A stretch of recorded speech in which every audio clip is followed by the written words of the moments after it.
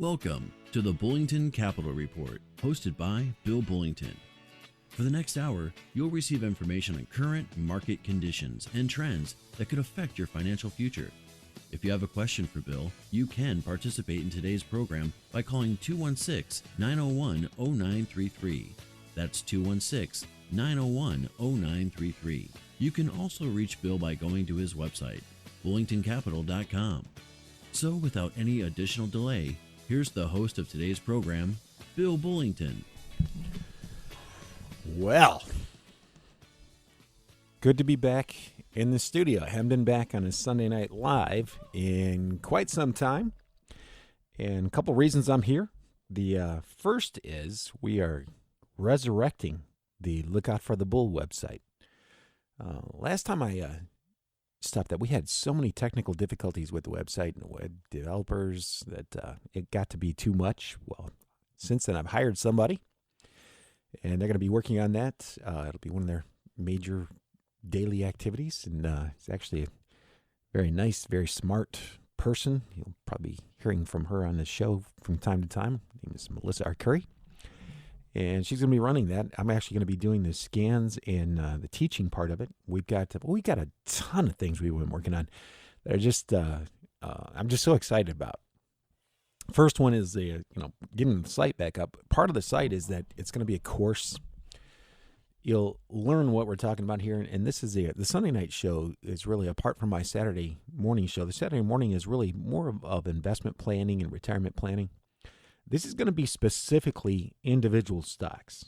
So you want to ask a question about an individual stock. The 6 o'clock Sunday night show is the show you're going to want to listen to. And I may try to, I haven't really fully decided yet, but at least for now, that's what you want to listen to. This is the time of year that you really want to be paying attention to your stocks. The past several years, the last couple of months, the last 6 to 8 weeks has been where nearly all the gains for the entire year have come from. Let me say that again. Last 6 to 8 weeks have been where nearly all the gains have come from. So if you're looking at trying to get a leg up, get an edge, now's the time to start paying attention. So, and actually, the month of January does very well. Typically does well. Last year was the worst January in the history of the stock market. Literally, last year was the worst January in the history of our stock market. And then market bottomed out sometime near the end of February and took off, had a nice bounce. Been kind of chugging along sideways since then. Hasn't really made a lot of progress. In fact, last week, I think we had 8 days in a row where the market had closed lower. That hadn't happened for an extremely long time period. I think it was 2008 since the last time that had happened. They weren't big drops, which is why people aren't too upset. But, you look at a 1 week when the market's down, the average stock is down 5 or 6%. Some people get kind of upset by that. But don't be too upset. Things are going well. The economy is actually cooking along. I'll be glad when the election's over. And you might even see just a relief rally, just getting somebody in the office. I think there's a really good chance that you see what we referred to as a relief rally. Okay, the surprise is over, and now we can get back to work. So that should be pretty good. Anyway, you got a phone call tonight. Number here is 216-901-0933. We're going to be talking about stocks, individual stocks. There's a particular technique I like to use for this type of investing. This type of investing should not be the bulk of your assets. This is the most aggressive portion of your money. And a lot of people are going to find out that, it sounds like fun, and it is. It can be extremely fun. It depends on your personality. Other people look at it, and they just don't want anything to do with it. And I understand that. If you're wondering whether or not you have what it takes to make money in stocks, actively managing a portfolio, then this is probably the show for you. The website's going to be a great tool to add to that.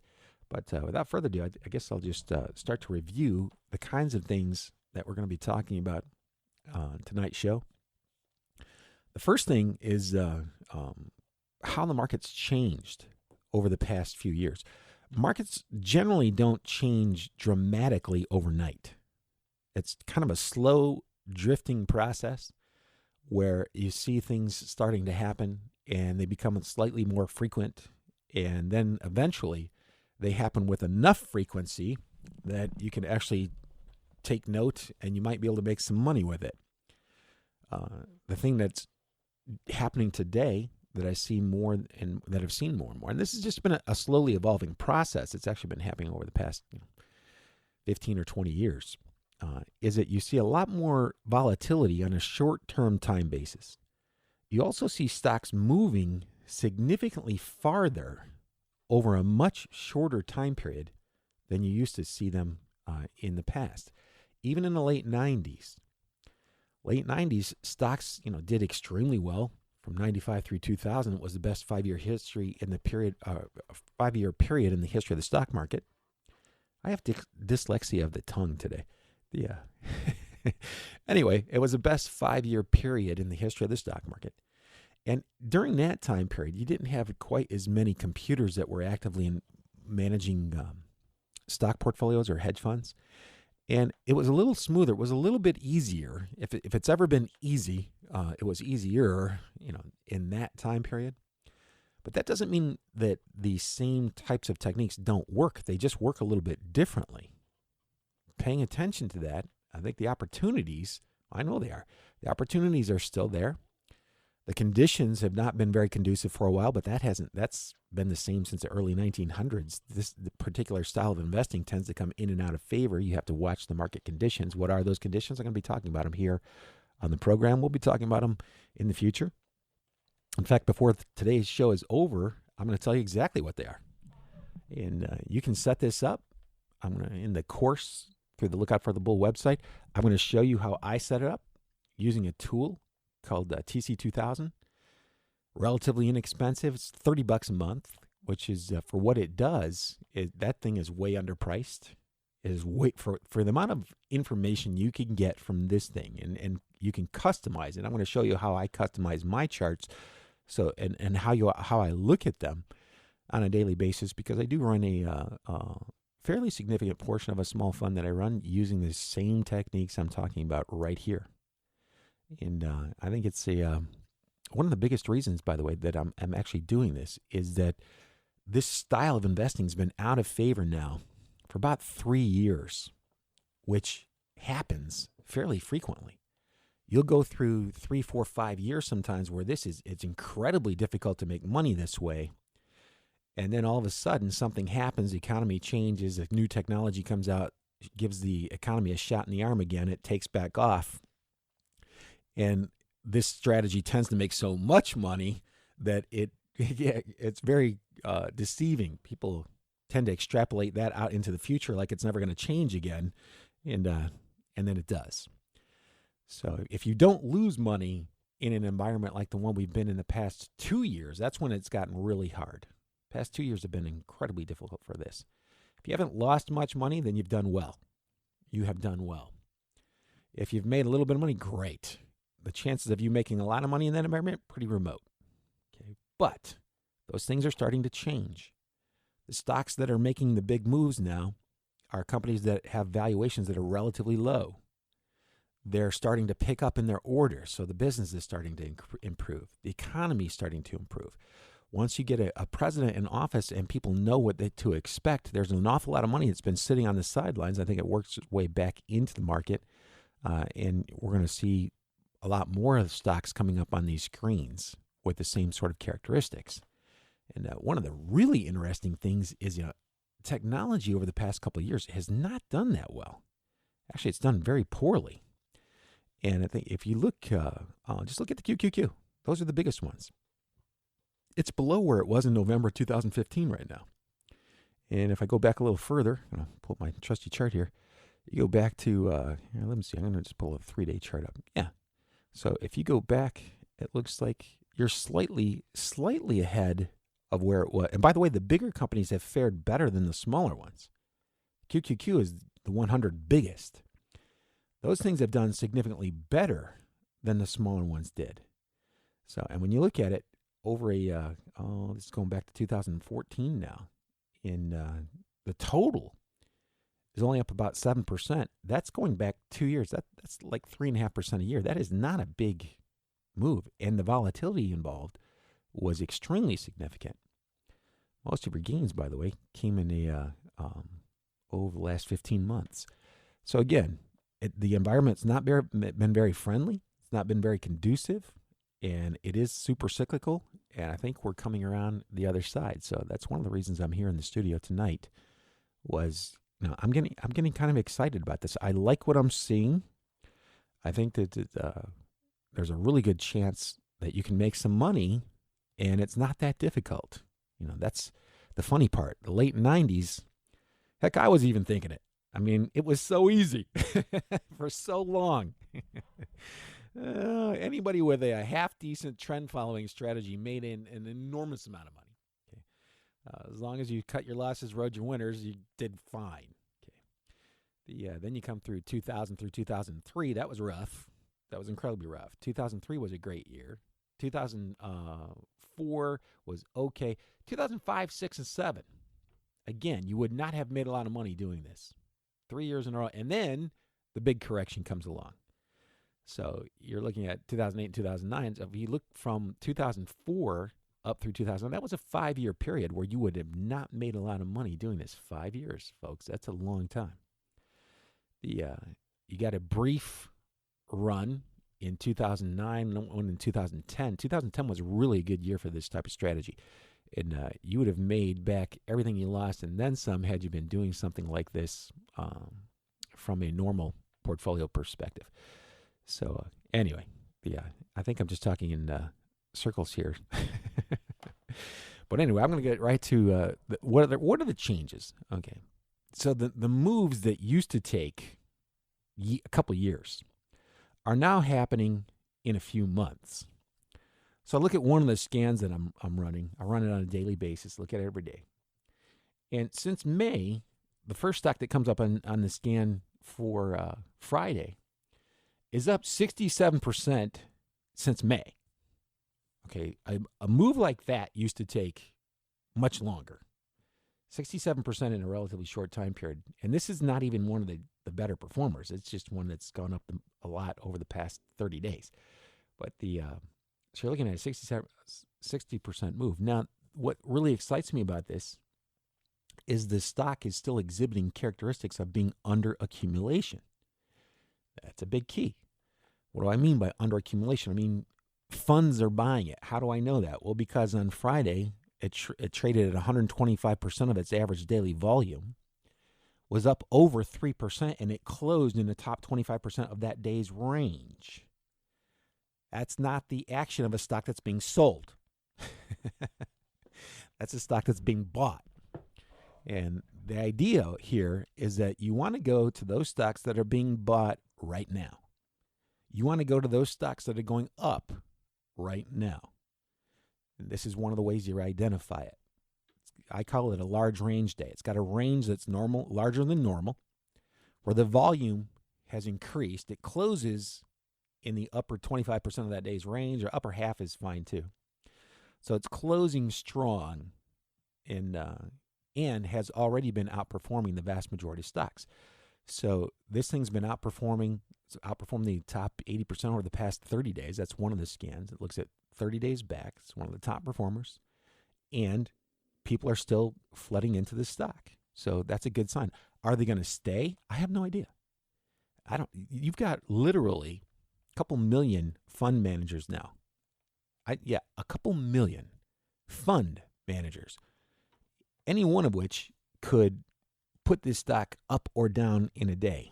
And a couple million would include the other portfolio managers that work with the portfolio managers, because it's actually in the tens of thousands when you look at all the various funds that are out there around the world that could literally come into the United States. These stocks trade around the world now, and they could come and move that stock. So you've got that many people out there. That's one of the reasons it's not that valuable to look at much data if you're going to be a short-term trader. And short-term means, weeks to months, not days. We're not day traders. Day traders, that's another animal altogether. But so shorter term means actually it's intermediate term. We're hoping that we get to hang on to these things for several months. In fact, this would have come up on a scan. I didn't buy it back then, by the way. It would have come up on a scan, $32 back in April 2015. There, it actually jumps up significantly in June of that year. And the stock that I'm looking at, it's actually called Computer Sciences Corp. Symbol is CSC. If I buy these things, by the way, for the fund that I'm in, I'm telling you first. So I would actually delay my purchase until the market opened. I'll probably actually watch to see how the stock opens tomorrow before I put an order in on it. But computer science has been around for a long time, an extremely long time. I'll pull up the, actually it was trading 1995. And maybe even before that, I have to go and pull, yeah, oh wow, this is an extremely old company. Goes back to the early 80s. And that's amazing. What's really amazing too, somebody that bought and held that stock, it's trading now just barely above a price that it traded at in the year 2000. Now, last time I look at my calendar, it was 2016. That's one of the reasons you don't want to buy and hold stocks like these. These are trading stocks. They're not in stocks that you want to buy and hold. But the chart looks really good. If you haven't looked at charts much, you might want to take a look at that one. It's got a good looking, it's a classic breakout pattern, which, by the way, doesn't work really well if the market's conditions aren't improving. That's one of the caveats that I'm going to make tonight, is that the market conditions, and in fact, when we come back from the first commercial break, we'll start talking about market conditions. But the market conditions have to be conducive to making money this way. If market conditions are not good, and they haven't been good for 2.5 years now, the last 2.5 years, the conditions have been pretty poor. That's one of the things that discourages people from this, is that when the conditions are not conducive to making money in stocks over a short time period, you really struggle. I mean, you really struggle. If you've made any money over the past couple of years, pat yourself on the back. You probably stuck to the rules religiously and you got a little bit lucky. That's what happens. And that's what we all want to do. We want to put ourselves in a position to get lucky. That's what we're trying to do. Because if I knew exactly which of these stocks were still going to run, I wouldn't be working here. Anyway, you listen to Bill Bullington right here on 1220. Stay tuned. I'll be back at these messages.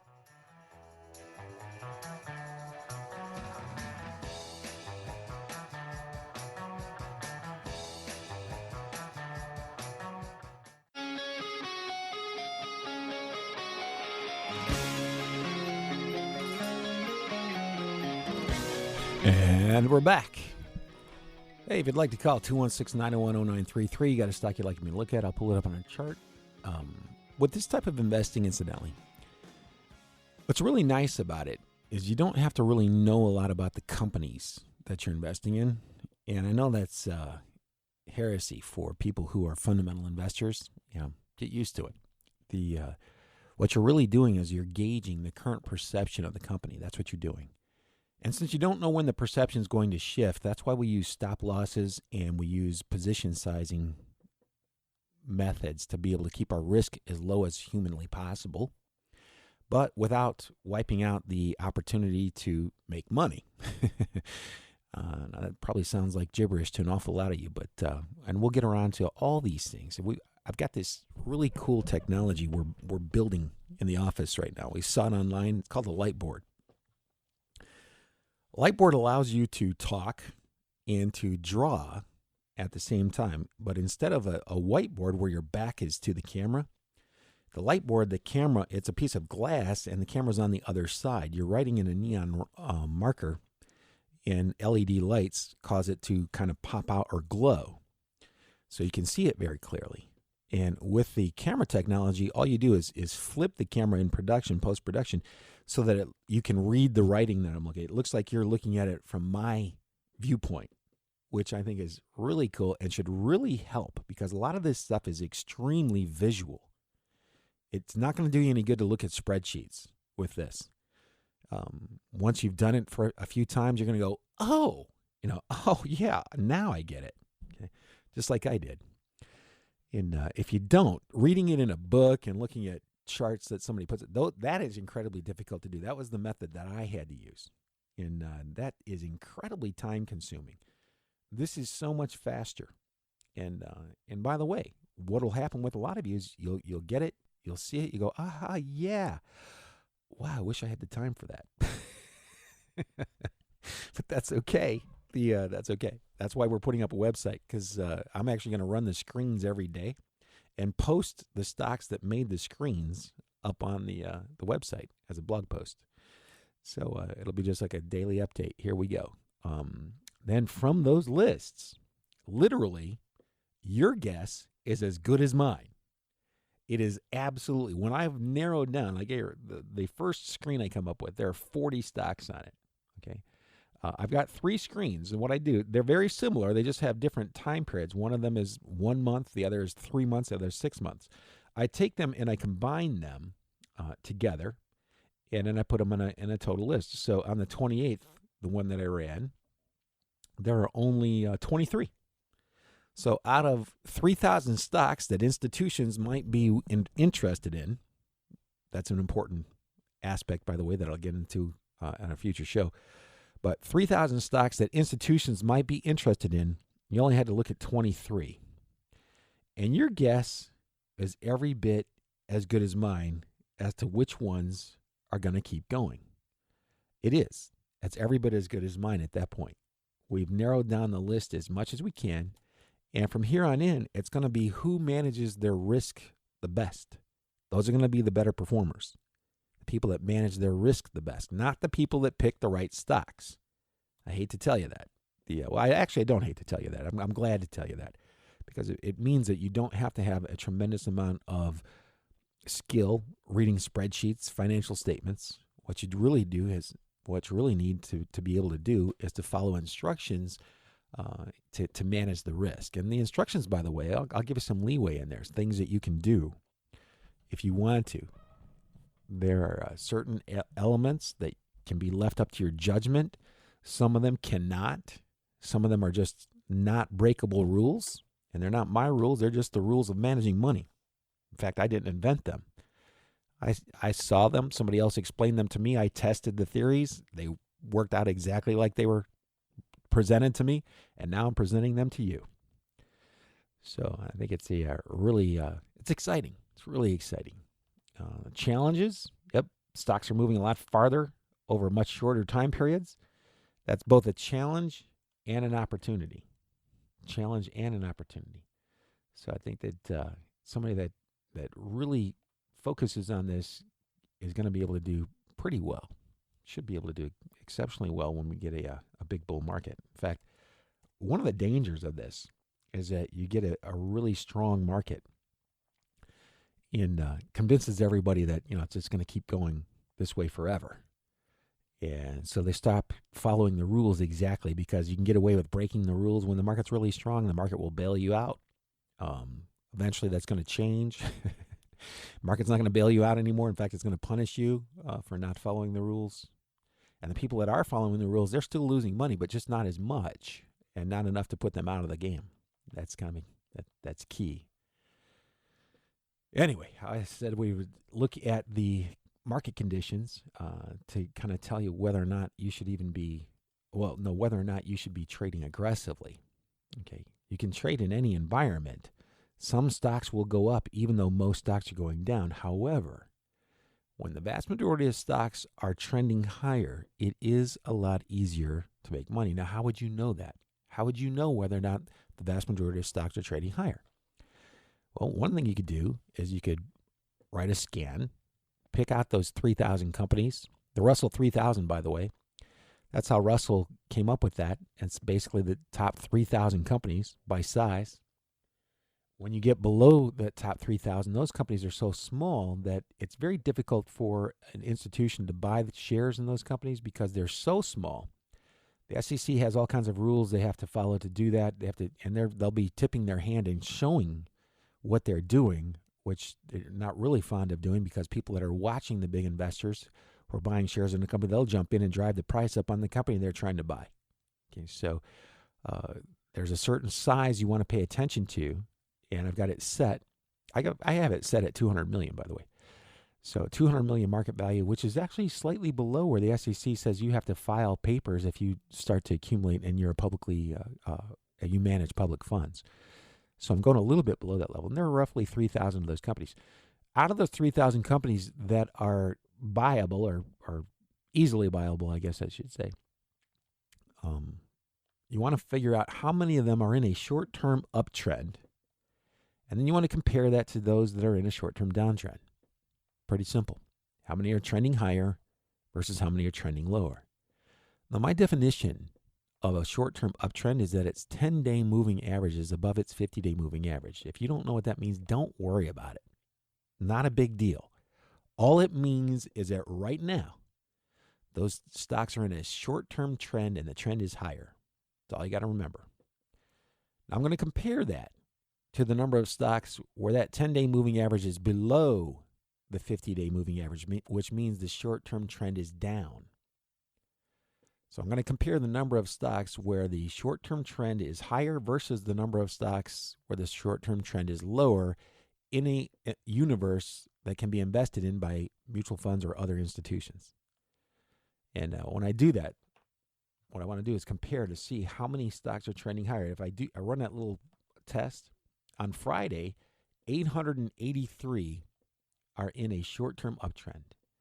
So 883 are in a short-term uptrend.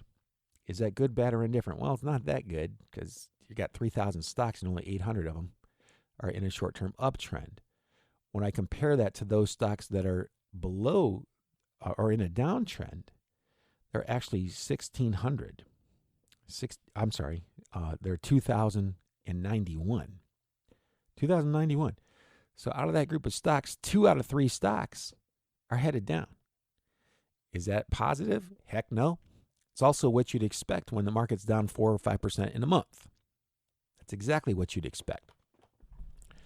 And does that mean you should just stop and never invest again? No. It means if you're going to buy a stock, you probably want to buy a smaller position than you would normally buy. Why? Because most stocks do move together. Now look at this. Market's been going down. 2 out of 3 stocks has been trending lower. Guess what? The odds against you picking out a stock that bucks that trend are only 1 in 3. That's what the odds are right now. And I'm even going to think of an indicator for that and post it up on the website. Look out for the bull. So that'll kind of be an updated thing. Or is the market warm, or is it hot, or is it cool, or is it mediocre? Right now, it's actually pretty cool. That can change very quickly, probably will. I'm thinking, it did this last year too. It picked up briefly, about 8 weeks near the end of the year. Then it turned around and headed right back down again, which is no big deal when you're trading this way. If you got stop losses on there or trailing stops to take profits, you'd be out, and you'd be glad you're out when the market, had a January like it did last January. So, bottom line is you want to take a look at number of stocks trending higher versus those stocks trending lower, and when the market conditions are not good, when they're negative, when you've got more than 2 stocks trending lower for every stock that's trending higher, tread softly. Don't put a lot of money in. Right now I'm doing 2.5% position sizes. That's it. 2.5%. Why? Because the market conditions aren't conducive to this particular style. Why do I think that's improving? Well, lots of things. In fact, this is one of the few times where the stock market has not been leading the economy. The economy is improving before the stock market does, which is kind of wild. That happens so infrequently. It's mind-boggling, actually. In fact, most people that have been doing this for a long time will say, well, we think stocks are right. The economy's headed back down. They might be right. They might not. But I can tell you, the professionals, once they find out that their opinion is wrong, you know what they do? They lose their opinion. That's what separates a professional from a novice. Now, some professionals can't do that, by the way, and those are the ones that end up, performing relatively poorly. So, market's never really wrong. The market just is what it is, and don't argue with it. That's my motto. Don't argue with the market. Market's going to do what it's going to do, and all you can control is what you're going to do. You can't control anything else. All you can control is what you plan on doing. And I'm looking at this. This is interesting. A lot of companies that I've held in my portfolio at some point in time, and I look at how they've done over the past year or so, you're going, wow. Boy, I sure am glad I have a method in place. And by the way, this method is, again, I have to repeat this all the time. See, the SEC listens to shows like this. And if you're saying things that you're not supposed to say, they'll take a small guy like me and just slap me with a big fine big enough to run me right out of business. Yeah, they don't mess around. But you want to be making sure that you're disclosing everything that you can. And I think oftentimes I may overdo it. I may talk too much about the negative side of trading, because obviously the positive side is that, you're putting yourself in a position to try to make some money. And that's really what this whole thing is all about. Anyway, I'm going down my list now. I do this to myself all the time. I get a million thoughts converge in my brain at once, at least 10.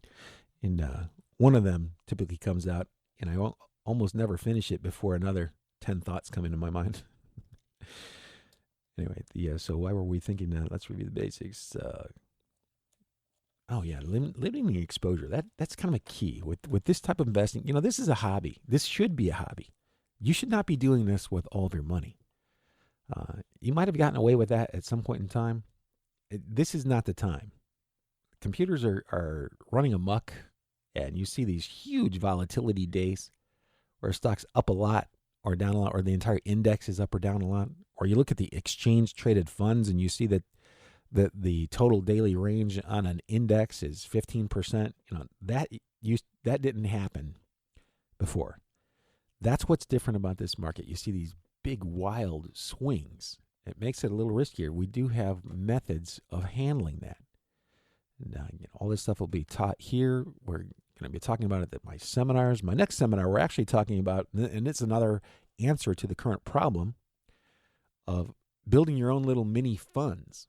Instead of buying funds, I'm not a big fan of investing in other people's funds. I like to do a lot of it myself. There's nothing wrong with it. It's just I like to have a little bit more control over what I'm doing. And you can do that now.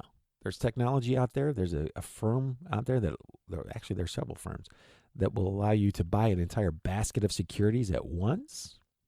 Buying a basket is safer than buying an individual stock. And we're going to be talking about that at the upcoming seminar. I forgot when that is, so I'm going to have to look that up and let you know about that. But that's another answer to how do you handle the increased volatility on individual stocks. Well, one thing to do is to reduce the amount that you're putting into it. And when you buy a basket of stocks, that's actually what you're doing. Now, if I like a particular sector, like say, pick my high dividend model. I want to buy stocks in the high dividend model that there are 11 sectors now make up the big stock market. I don't want to explain how that all works, by the way.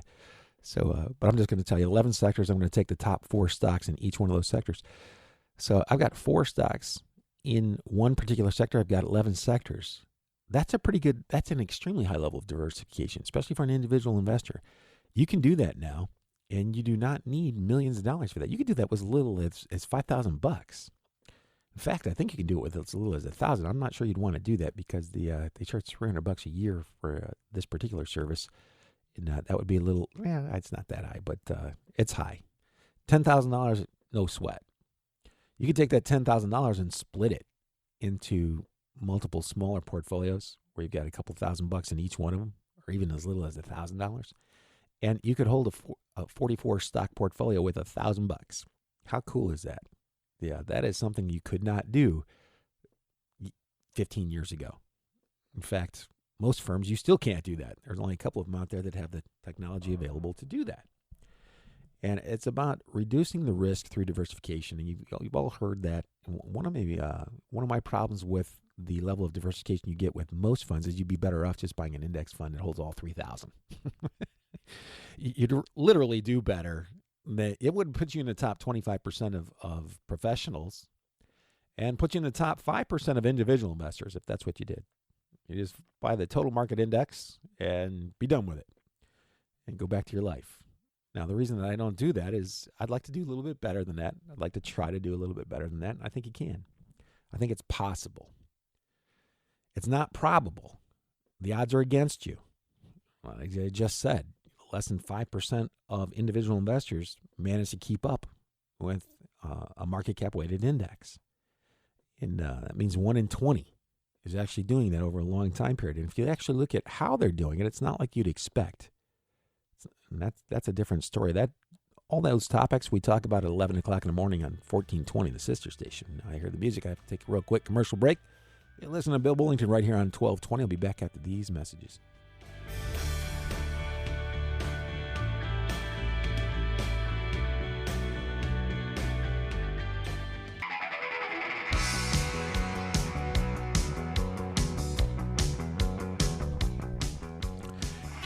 And we're back. Hey, if you'd like to call in, 216-901-0933, 216-901-0933. And we're just talking about the upcoming website coming back, the Look Out for the Bull website. Not sure if I'll actually keep that name. I might, but haven't really fully decided.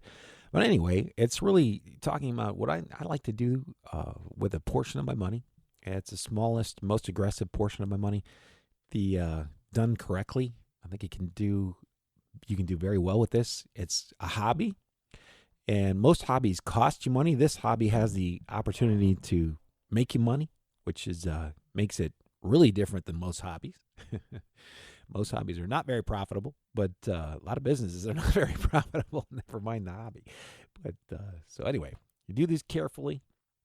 I think you put yourself in a position to do well one day, and it's fascinating that you guys have access to tools now that are so much better than what I had. And in fact, they're better than a lot of the professional tools that I pay a whole lot more money for. And we're going to be talking about a lot of that stuff at an upcoming workshop. We've got a seminar coming up. It's actually going to be November 17th, so the Thursday before Thanksgiving Thursday. We're going to have a seminar. It's going to be at the Corporate College on the east side over there, 4400 Richmond Road. You can see it from 271, just north of 480. Pretty easy to get to. You can go to my website to find out more about it. And we're going to be talking about how you can invest in an entire portfolio of stocks, funds, or ETFs with one click of a mouse. Going to examine a set of investing tools available to the public. They're designed to help you improve your returns by using the latest technology. That was the company I was telling you about. There's no cost to attend. Seating is limited. I think this is a good time of year. The economy has been so poor for so long that it doesn't always stay that way, and it doesn't keep going in the same direction. At some point in time, it changes. And it's not like there aren't enough technologies and there isn't enough money to make a lot of this stuff happen. There is. It's there. I'll even talk about that at the seminar. There are hundreds of billions of dollars that have been allocated, but the funds never got released for rebuilding the infrastructure of the United States. The roads and bridges need to be done. That's going to have to be done. They're actually starting to do that now. You're starting to see some of that money circulate in the economy. The grid, it's got to be rebuilt. It has to be rebuilt. Do you know there's a substation in Lakewood that's been in service since the late 1890s, and they're using the same equipment? I've been there. I've seen it.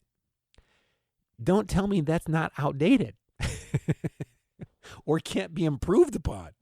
Yeah. Remember when Cleveland went out and blew out the entire East Coast? That stuff can still happen. So that needs to be changed. And it's not going to change itself. And it will be changed eventually. Eventually they'll get around to doing it, and they're going to have to hire an incredible number of people to do that, to orchestrate that. So just like the build out of the internet.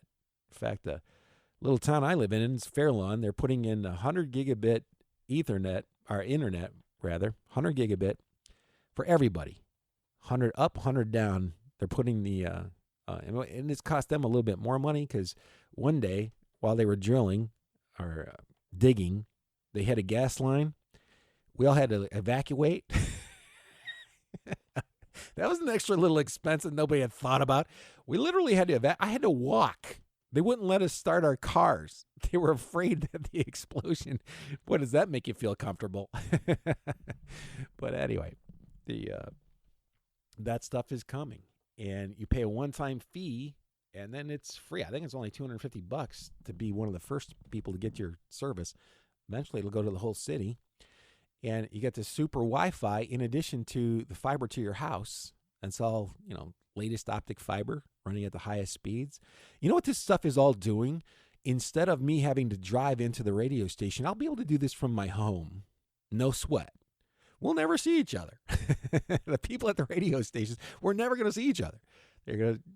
Everything will be done remotely on site, probably through your iPhone or your Google phone. I don't know if you haven't seen the Google phone, the new Google phone, not the one they're selling on Verizon, the one Google's selling itself. Go to GoogleFi.com, Google Fi. Check that out. It is amazing. And nothing is as constant as change. As change is coming, you're starting to see a lot of stocks show up on the scans in the semiconductor space. And now people are going, well, computers aren't selling so much. It's not the computers, guys. Computers are only part of it. The phones are a big part of it. It's a huge part of it. But the cars are actually, and the other stuff, my refrigerator. I'm supposed to sign up. I'm not signing up. I don't care. I'm supposed to sign my refrigerator up, and it's going to test through Wi-Fi so that when something goes wrong, they can contact me and say, hey, we need to come out and fix this part on my refrigerator. That's a little spooky. Who knows if there's a hidden camera in my refrigerator? That's the first thing I thought of when I saw that commercial where they're taking pictures of what you've got inside your refrigerator. Oh, yeah, that's just what I want to do. Bring a camera. Getting out of the shower, going to get something to eat before you towel off. Yeah, lovely. Anyway, so that's where the big demand for semiconductors is coming in. It's not coming from computers. It's coming from almost every other industry except computers. Yeah, because computer growth has not been that good. Very exciting. And I understand now, why these stocks keep coming up on the scans. By the way, they tend to move before you see the big increases in sales and earnings. By the time the big increases in sales and earnings show up, the stocks will already be up a couple 100% or more. Doesn't mean that it's too late. You just won't catch nearly as much of the big move as you could have had you were running my scans. If you're running my scans, you can catch them early. That is so. It's very encouraging to me. It's been a long time since we've had a really nice, predictable move. The move this year for dividend-paying stocks was very good, but it came after a horrible first opening to the year, and a lot of people pulled out and missed that. A lot of people pulled out and missed that move. That just turns my stomach, actually, because they took the pain and then they didn't get the result, the reward. And that's awful. That happens all the time, incidentally, especially with individual investors. They have a much higher propensity to pull out near bottoms than they do to buy near bottoms. One of the reasons I have a job, quite frankly. One of the reasons I do the seminars. One of the reasons I'm working on the new seminar coming up, which I think, again, I'll remind you, it's at Bullington Capital. Just go there, click on the seminars button, and you can be your own fund today. You can literally create your own mini fund. And by the way, that with the company that I use, they track your performance. So you want to put some stocks in there that you want to pick, kind of the way that we're talking about, and you want to see how well you're doing. By the way, you should give yourself at least 3 to 5 years. Don't compare your performance over 6 months or a year to your other strategies. That's a bad idea. Stock market moves the opposite of dog years. 1 year, 7 years in a dog's life. Well, 7 years in the stock market typically has as much change as you expect in one in your portfolios, generally. Not always. You'll have a period like the late 90s where things ran, and then they crashed. And that's typically kind of how that happens. But getting back to what we were talking about a little bit at the beginning of the show, I'm going to try to get here on Sunday nights. So tell your friends. This does show up on iHeartRadio, by the way. And you can find it on iTunes. You can find the Bullington Capital Report on iTunes now. So I'm supposed to tell the board operator to make sure that you mail this show, email this show to my marketing girl so she can get it up on iTunes and all that stuff. I'm just telling you that now because I would forget if I didn't. It just came to my mind. But so I'm really happy. Things are picking up. You're not seeing it in the stock market. That's okay. It's starting to show up, even though the market is very weak. The stocks that are showing up on the scans have good quality underlying fundamentals. That makes me happy. When I start to see things that are moving up that should be moving up. I hate when I see things going higher that shouldn't be going higher. Like the stocks that don't have sales yet, but they go up and they sell for multi-billions of dollars, that's just an accident waiting to happen. You've seen that a million times. That bothers me. I'm not seeing that right now. The names that are coming up on scans are good quality names. Yeah, so you want to pay attention. And I know I'm going to get calls saying, well, could you do that for me? And I can't, actually. That's why I'm doing the radio show. That's why I'm putting the website up. This is a portion of the money that you need to learn how to do yourself. If you don't want to do it, then yes, you need to do the mutual fund thing for yourself, or get with somebody like me who will help you with that. That's fine. That's a great thing to do. This is something for people who have above average interest in stocks. If you have above average interest, or if you have some time, the amount of time that you'll need is actually, that's one of the better parts about it today. With the scans, it's not as much. Like I said, there were 48 stocks or something like that made all three scans combined. And when you're looking for, by the way, again, once they've come up on that list, the chances of them going higher are about the same. Your skill at that point is not that important. What is important is that you manage your losses. That's important. And I'm going to show you how to do that. We'll talk about that on next week's show. I don't have time to talk about it on this week's show. But how do you manage your losses? The next most important thing is, how do you take your profits? How do you give a stock enough wiggle room so that you don't get stopped out on just a little blip? Okay, that's not even a skill, by the way. That's just a set of instructions. We've got rules for that. Putting up with it. How do you put up with this? Well, you just keep focusing on the process and forget the outcome for now. Don't look at your outcome. Don't ever calculate your performance over a 3-month time period. That is not a good idea. You want to calculate your process. How many times did you do what you were supposed to do? And when you've done this, and when you've gone back, and that's what I really like about it, when you go back and you look, like I owned, probably 15 stocks last year that I got stopped out of relatively quickly. And now I go back and I look at where those stocks are today. I'm going, woo, man, am I glad I followed the rules. Yeah, this would be miserable. I would be in big trouble had I not followed those rules. So they're relatively easy to follow. Again, feel free to call us, email us, bill@bullingtoncapital.com. I hear the music starting. That means my show is over. I can't believe how fast this went. Anyway, thanks for listening, everybody. Have a good week, good investing, and I'll be back here again next Sunday night, 6 o'clock. Good luck.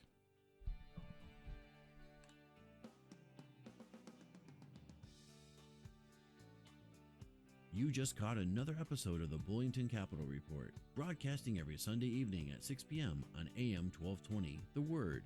If you have a question and would like to speak to Bill personally, you can call him at 330-664-0700. That's 330-664-0700. Or contact him through his website, bullingtoncapital.com. That's bullingtoncapital.com.